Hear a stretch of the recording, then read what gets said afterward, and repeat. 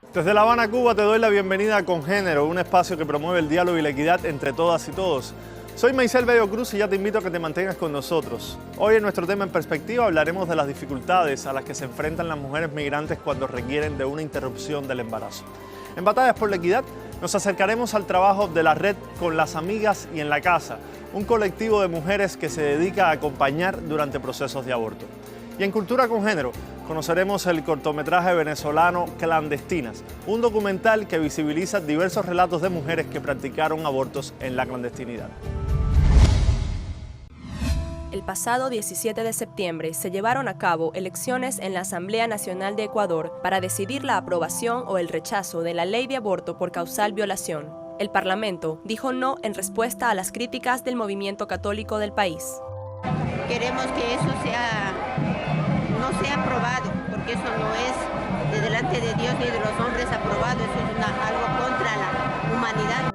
Marcela Aguiñaga, una de las asambleístas que respaldó el proyecto de ley, declaró en su cuenta de Twitter: "La lucha continúa por las miles de mujeres que han sido obligadas a parir de sus agresores, por las que han fallecido en la clandestinidad y por las que aún no nos rendimos. Será ley, porque no es un tema de dogmas, es un tema de derechos". Yo creo que nosotras también promovemos la vida, porque la vida real es promover también la vida digna, ¿no? Y lo que queremos justamente es que se cuide las vidas de las mujeres, que todos los días en este país se ven obligadas a la clandestinidad. Se dice que el proyecto de ley polarizó a la sociedad ecuatoriana. Fue apoyada por 65 de 130 asambleístas, faltando solo 5 votos para su aprobación. Ante el resultado, el movimiento feminista manifestó su descontento en las calles y aseguraron que la lucha continúa. El 20 de febrero de 2014 fue la fecha en que la vida de Carmen Sánchez cambió por completo. Ese día, el padre de sus 2 hijas le desfiguró el rostro y quemó con ácido la mayor parte de su cuerpo. Mi agresor creyó que me iba a perjudicar para toda la vida. Me dañó la piel, sí me dañó la piel, me la dañó muchísimo. Perdí, como ustedes lo pueden ver, media parte de mi rostro.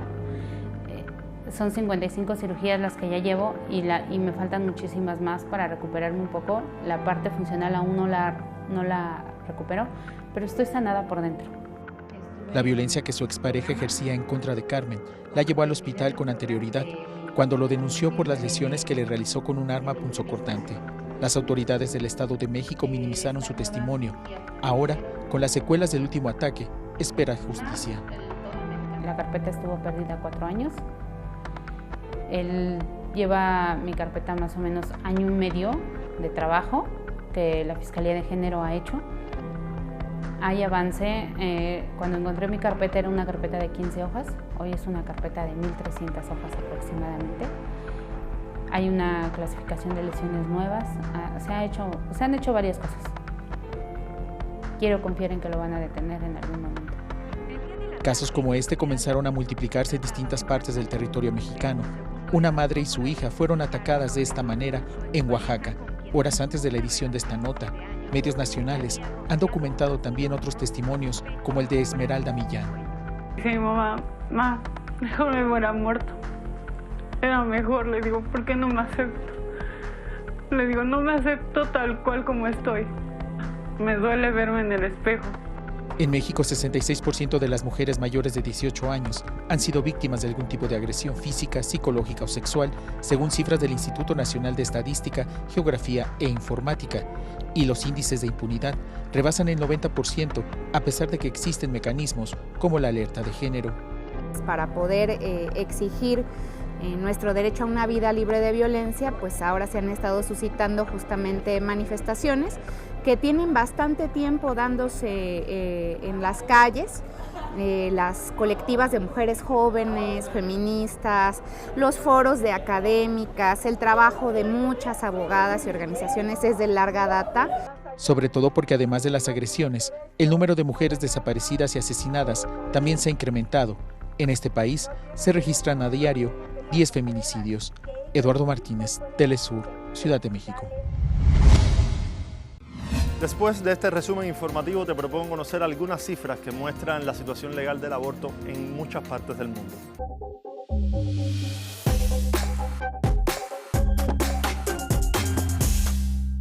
Situación legal del aborto en el mundo.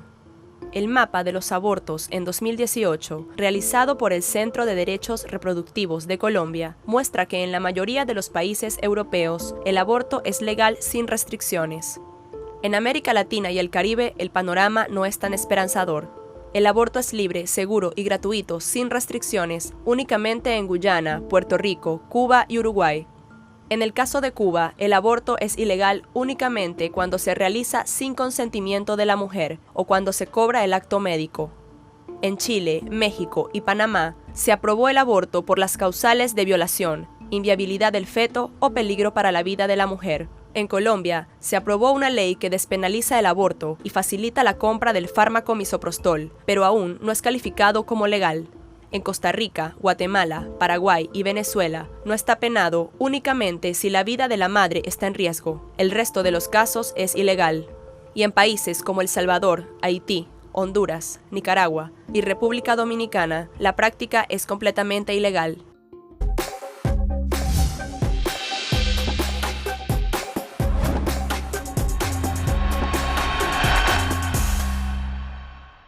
Te recuerdo que a través de nuestras cuentas en Twitter, @telesurcongénero y @maiseltelesur y nuestro correo electrónico congénero@telesurtv.net, puedes comunicarte con nosotros y compartir tu historia. Hoy en nuestra sección Lenguantes te propongo conocer la definición del término aborto según la Organización Mundial de la Salud.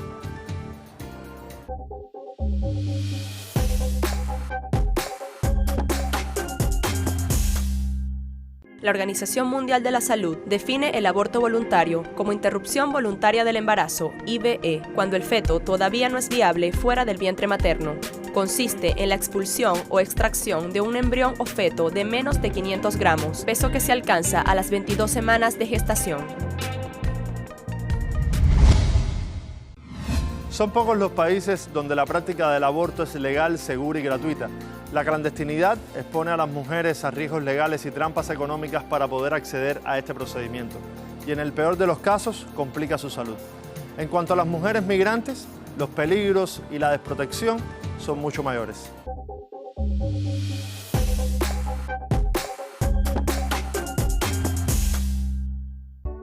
Las estadísticas del Centro de Derechos Reproductivos de Colombia indican que el 60% de la población mundial viven en países en los que el aborto es legal con ciertas causales que restringen la práctica o sin ningún tipo de restricción.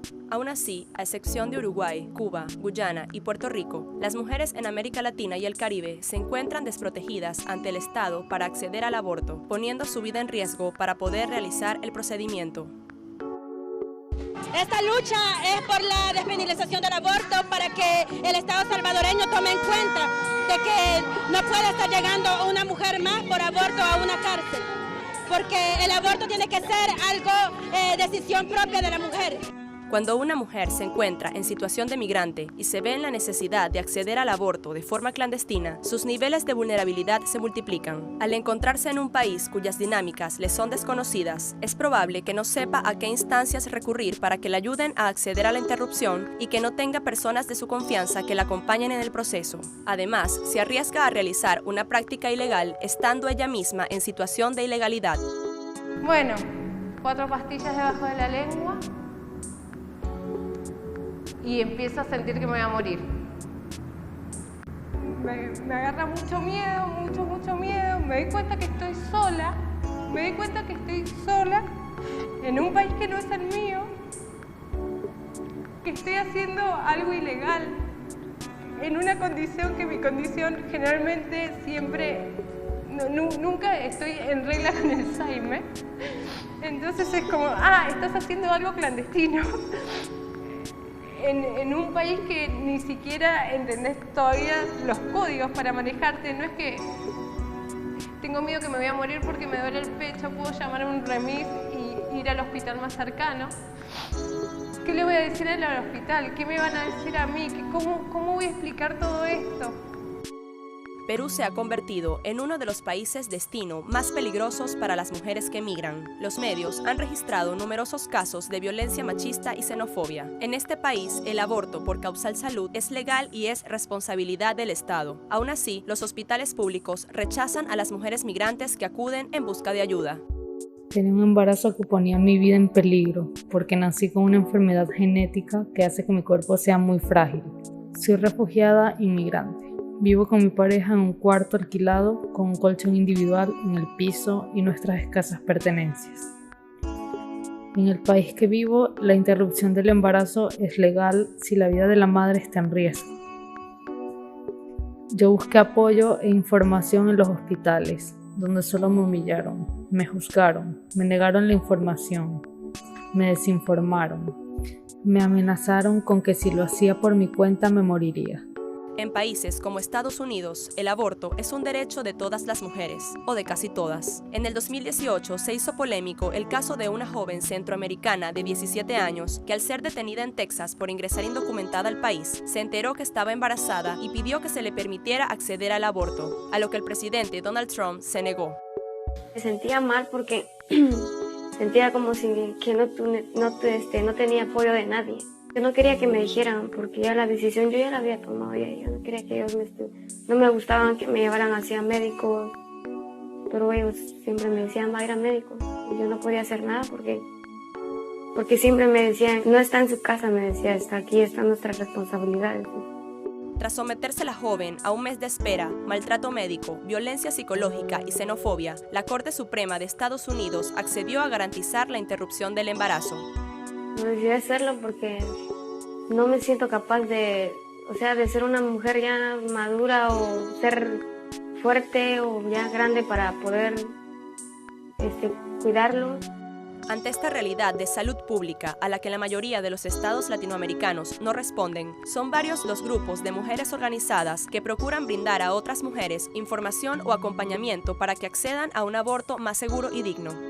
Bueno, las parceras hemos acompañado aproximadamente a 900 mujeres en estos 2 años. Sería muy difícil, digamos, hablar de un caso particular de toda la colectiva.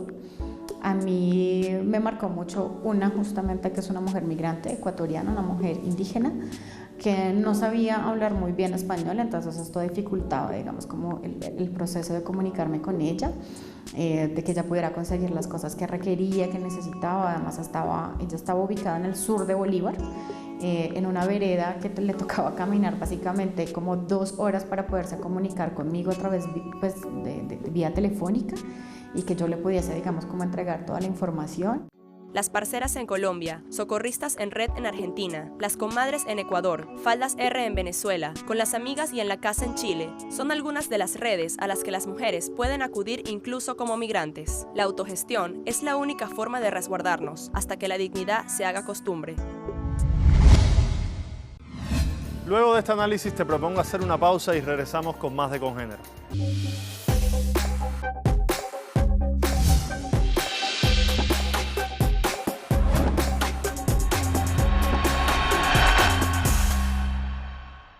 Hoy en Batallas por la Equidad te propongo conocer del trabajo de la Red de Mujeres Chilenas con las amigas y en la casa.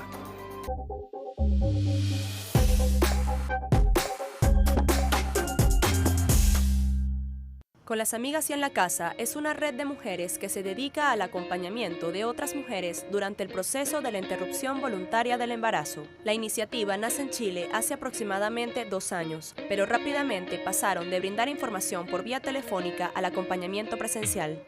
Es que nosotros somos una red de acompañantes. En ese sentido, pasamos ya de solo estar entregando información, que han sido las estrategias de los últimos 10 años en Chile, de entregar información, y creo que esas estrategias han sido súper útiles porque han permitido que las mujeres aborten sin morirse. Pero pensamos muchas que ya era necesario dar el paso al acompañamiento presencial. Igual esto es algo que todas las mujeres hemos hecho alguna vez con una amiga, con una hermana, pero hacerlo de manera más amplia, no solamente a la mujer que conoce, sino que también dar el paso a confiar en una desconocida que no es la amiga de mi amiga, confiar en ella y que ella confíe en ti. La red está conformada por 20 mujeres que semanalmente realizan un acompañamiento integral a las mujeres durante todo el proceso del aborto, tanto en la fase de información y toma de decisión previa, como en el momento de la interrupción, e incluso hacen seguimiento de los casos luego de realizado el procedimiento. nos parece también importante ir levantando información de lo que pasa también después del aborto. Como en Chile no es posible para la mayoría de las mujeres ir a un control médico después del aborto, hay muchas dudas que surgen en ese momento y nos parece importante también generar un espacio donde podamos compartir esas dudas y aliviarlas y sostenerlas y acompañarlas. A diferencia de la modalidad de líneas de información segura vía telefónica que se manejan en muchos lugares de Latinoamérica y el mundo, el acompañamiento presencial permite un contacto más profundo de mujeres a mujeres que no se centra solo en resolver la urgencia del aborto, sino que se convierte en una oportunidad de encuentro para crear redes de apoyo y profundizar en el debate sobre los derechos sexuales y reproductivos. Parte de la estrategia del acompañamiento implica encontrarnos presencialmente y por lo menos hay un encuentro donde hablamos de las acompañantes y las mujeres que van a abortar, hablamos del procedimiento de aborto con medicamentos, pero también hablamos un montón de lo que significa abortar en Chile, de por qué estamos en esa situación, de qué significa la heterosexualidad, hablamos de las violencias, hablamos de qué significa este aborto, porque nos interesa a nosotras que ese aborto no sea solamente un hecho médico, sino que sea un momento de reflexión y de recuperación de autonomía. Mujeres que van a abortar y que nunca se han masturbado. Entonces el conocimiento del propio cuerpo es algo que está súper arrebatado de nosotras. En un espacio acogedor, con la comida o el té que les gusta, con una mano que la sostenga, con el cuidado que requieren. La red con las amigas y en la casa humaniza el acto de abortar y logra un acercamiento real a las mujeres. A través de encuentros, talleres y el mismo proceso de acompañamiento, intentan que las mujeres comprendan el aborto como un acto político. Las mujeres tienen derecho a decidir sobre su propio cuerpo porque son ellas las que tienen que elegir qué es lo que quieren hacer. Lo que nosotras hacemos no es incentivar a las mujeres que aborten, sino que a que puedan elegir qué es lo que quieren hacer para su vida. Y sí creemos que una mujer que decide abortar y que lleva adelante un aborto feminista se está regalando a sí misma un acto de amor en el cual está anteponiendo sus deseos, sus intereses y sus necesidades a cualquier otra imposición. Te propongo ahora conocer lo que ha acontecido en las redes sociales en materia de género.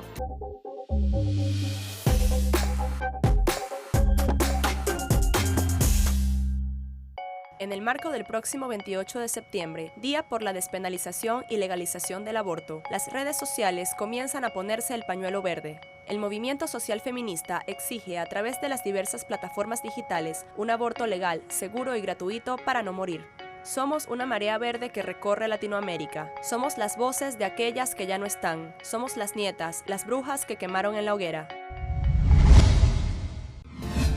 Hoy en Cultura con Género te propongo conocer el trabajo documental Clandestinas, realizado por militantes feministas venezolanas, que visibiliza testimonios diversos de mujeres que se enfrentaron a los riesgos y maltratos que implica abortar sin ningún amparo legal.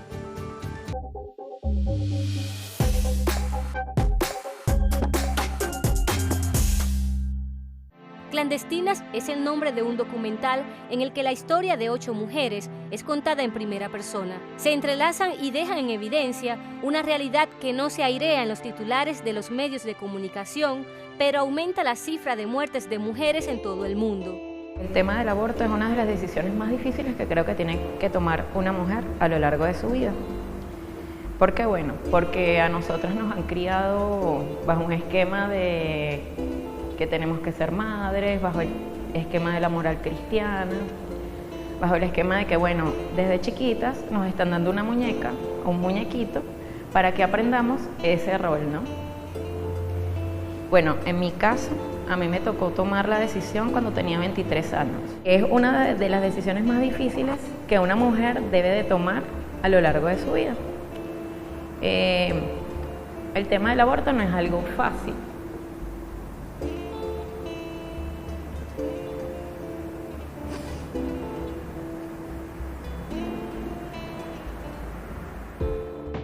La colectiva audiovisual Hermana Producciones reunió a más de 20 mujeres y las protagonistas también fueron parte de la realización del documental, mientras que la dirección, producción, arte, fotografía y montaje estuvo en manos de Alborada Garrido, Juliano Salvatore, Andreina Calderón, Maylin Guevara, Rebeca Pérez y Ariadna Corso. Una amiga nos dijo sobre un sitio donde practicaban el aborto, obviamente clandestino. El jueves 16 de septiembre fui hasta la clínica, como a eso de las 9 de la mañana. me hacen pasar al consultorio. Mi primera impresión del doctor fue un maltrato hacia mí. En todo momento. Fue muy brusco. Parecía que disfrutaba lo que estaba haciendo. En la línea discursiva de los testimonios se atreven a hablar de las emociones encontradas, la soledad, la sensación de culpa y el peligro al que se expone quienes interrumpen un embarazo. A este peligro se suma la ausencia de políticas públicas que aborden este problema social como un asunto de salud pública y no como un capricho de las mujeres. Después de 1 hora en el procedimiento, echaba los restos del feto en una bolsa plástica. Raspaba bien todo mi útero para que no quedara nada fuera de lugar. No sabes cuánto miedo tuve, no solamente por lo que hacía, también de morir ahí, o por una infección, o simplemente por un instrumento que no estuviese bien esterilizado. Creo que pocas mujeres desean pensar o tomar esa decisión. Cada silueta de las protagonistas es también el cuerpo de las cientos de miles de mujeres que se ven obligadas a acudir al tráfico de medicamentos necesarios para interrumpir el ciclo de gestación.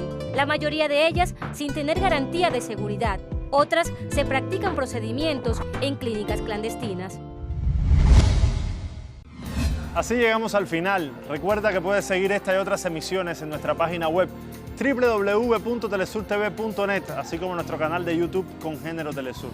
Te dejamos con la música de Fémina y el tema Muchacha. Hasta una próxima entrega de Congénero.